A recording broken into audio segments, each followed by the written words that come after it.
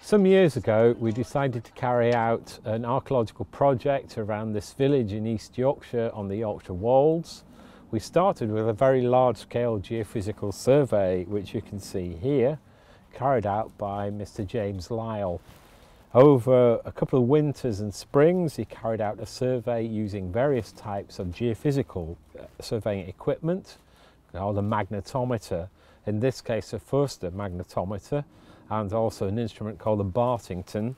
And as you can see from here, he revealed lots of enclosures and other features. So this season we've decided to select various areas for further investigation. So we've basically put a trench through here on this enclosure and another up in this area to look at this D-shaped enclosure, and also on this long linear feature which runs right across the field. And we've put a trench across about here to try and get some dating evidence and look at the condition of the features under the plough soil. We've also excavated with my colleague Dr. Malcolm Lilly one of the most famous features of East Yorkshire archaeology, and these are called square barrows, which on this geophysics has shown up as a square feature. Some of them have got a central grave, and the one that Dr. Lilly is excavating is in this area here. So we have a cemetery of about 20 square barrows. And I'm actually in the grave pit of the square barrow. The ditches are being dug all around us, and this is the central pit. They're very common for this region. This is the Arras culture. It's very particular to the Wolds and the Eastern Yorkshire region.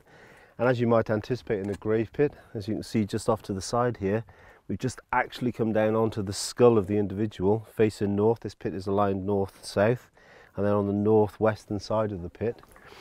We also seem to have a groove coming around the actual burial, which could have been a coffin or some sort of wooden timber alignment to actually encase the burial. These have been found before in Arras burials.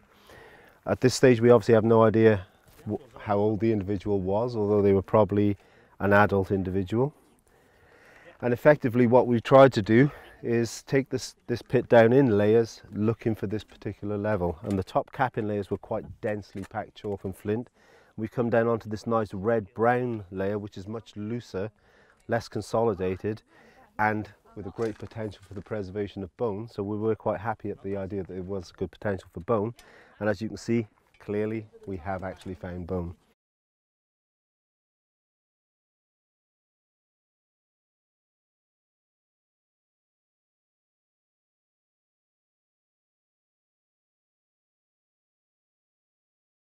Some of the finds that we've found are pretty typical of an Iron Age settlement site. We have pottery like this piece, which is from a large jar. You can see the curvature of the jar shows that it would have stood about this high and have a girth of about this size, and it would have been used for storing materials and also possibly for cooking with. The site has also produced a large amount of animal bone, such as this one.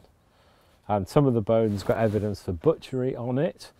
And so by studying the bone, they'll go off to a bone specialist, we'll be able to work out something about the economy of the site, what kind of stock that they were keeping, how old the stock were when they were killed, and also possibility of markets and other things like that.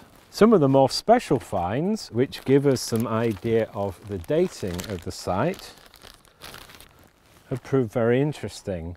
This may not look very much, but it's the top of what's called a ring-necked flagon. A flagon is a kind of jar about that size with a small handle, usually for pouring wine on a table. Now this is typically Roman. And in our excavation we've only got about 3 or 4 pieces of Roman pottery. The rest has been in the native Iron Age tradition. You can see the rings on the neck of the flagon, the groove on the top, And this piece of pottery was almost certainly made by the 9th or the 6th legionary potters in York. The most important object we've got on the whole site so far, and still encased in its soil here, is a very tiny miniature axe. And this type of axe is socketed. It's a copy in miniature of what would have been very antique in the Iron Age, actually a late Bronze Age socketed axe. And what is very interesting is that miniature axes like this are found in Iron Age burials and other contexts very close to our site.